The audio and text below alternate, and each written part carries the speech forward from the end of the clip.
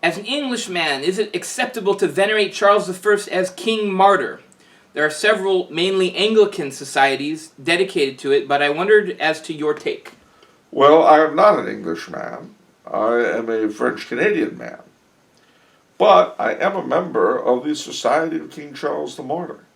And this is a weird, eerie coincidence that I should have been wearing this thing when you asked me this question. I like it. Isn't that funny?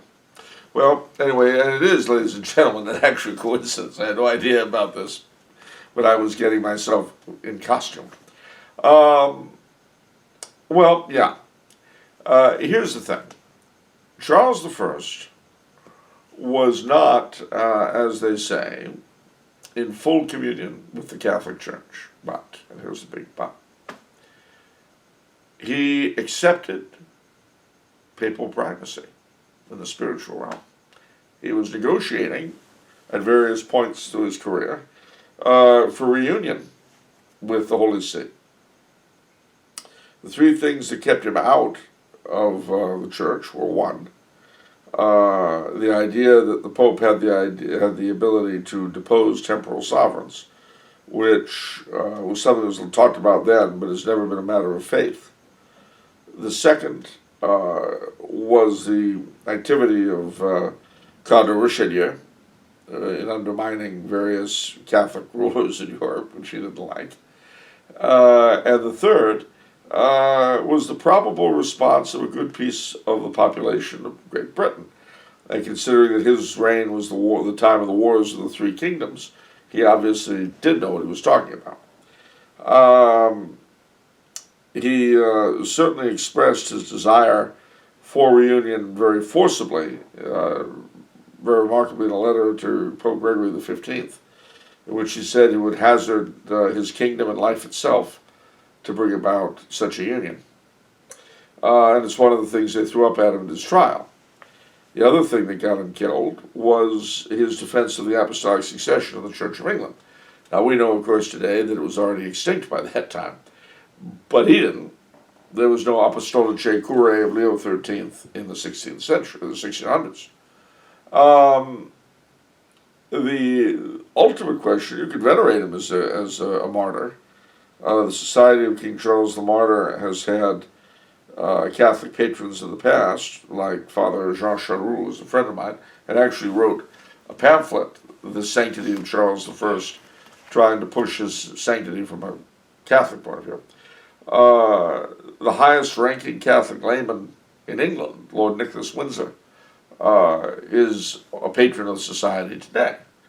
And I happen to know that the Society have just opened up their first chapter in a Catholic parish here in Southern California. In fact, I'm a member of it, so I know. And add insult to injury, if injury could be added to it,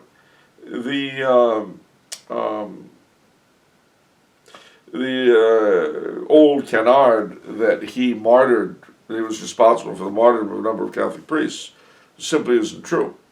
There were martyrdoms that occurred during his reign, but they were inevitably the work of the Long Parliament. The people that also killed Archbishop Laud and Strafford, his two closest collaborators. So if he couldn't defend them, he couldn't defend Catholic priests. He did inherit a number of Catholic priests in jail in London when he became king.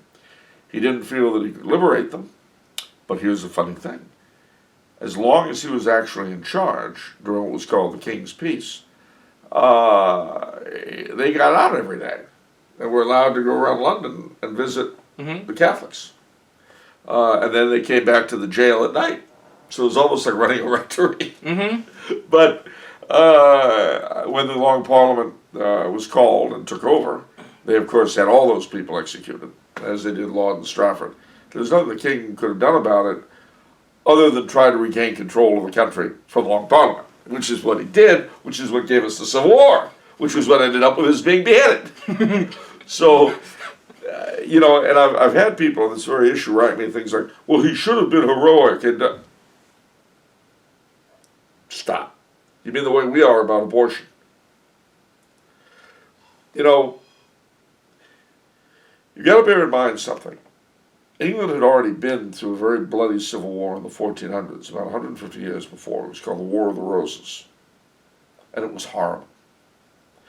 They knew from a relatively recent time what civil war was like. And a civil war this time that would have the added religious element to it on top of everything else. That, so far as the king could see, would just be an utter reduction of his three kingdoms into slaughterhouses. Oh, and by the way, he was right.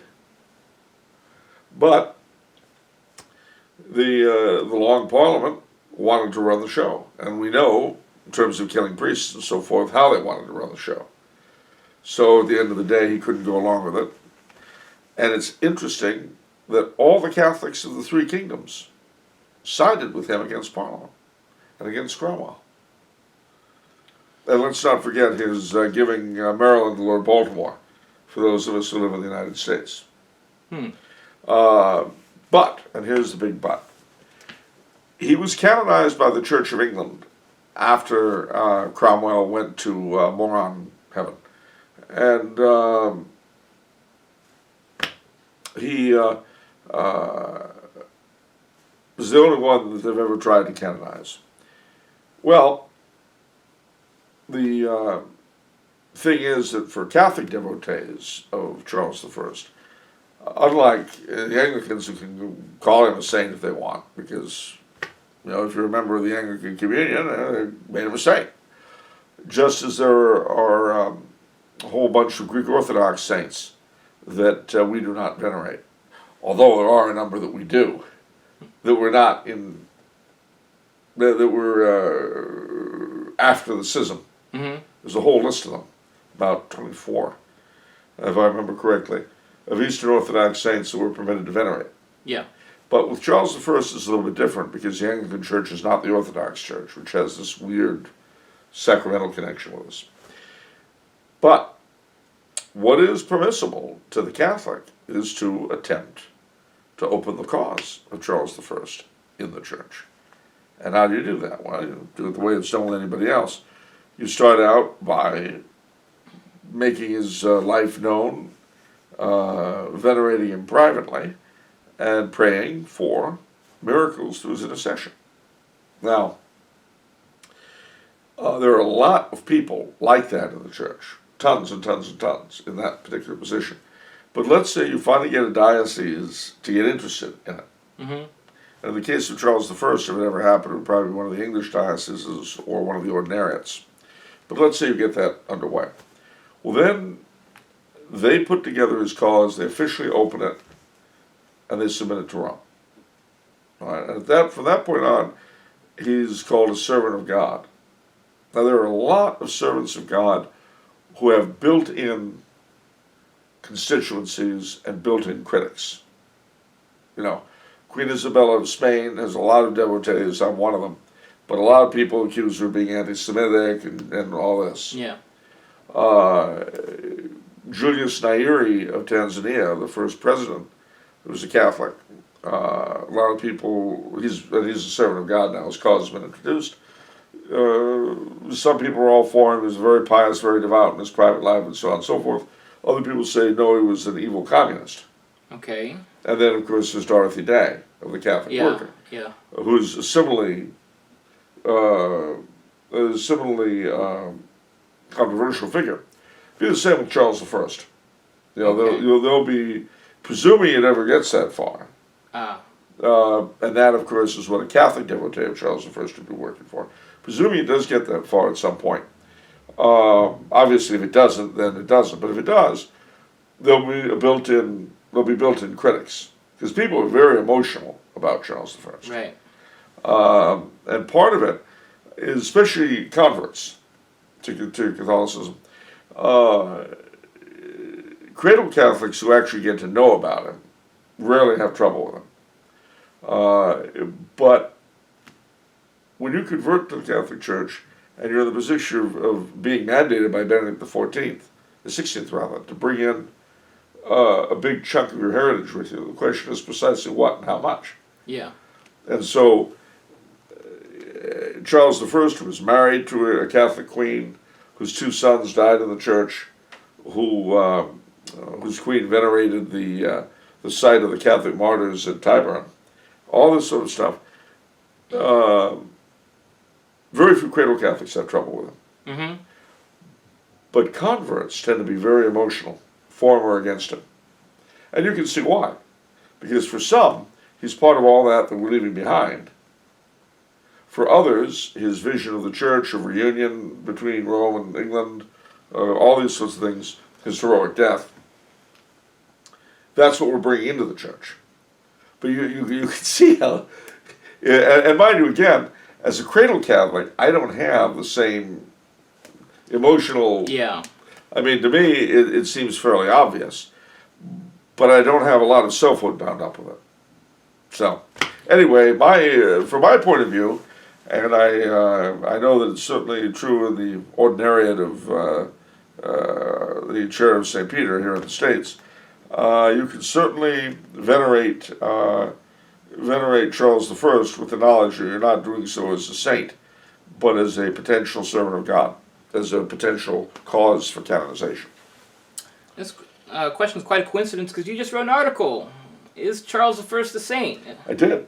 A two-part article, very lengthy. We linked to it on Charles's page on the Tumble House website. So if you'd like more information about this topic, that page is for you. That article is for you. Yeah, it's amazing though how it gets people upset.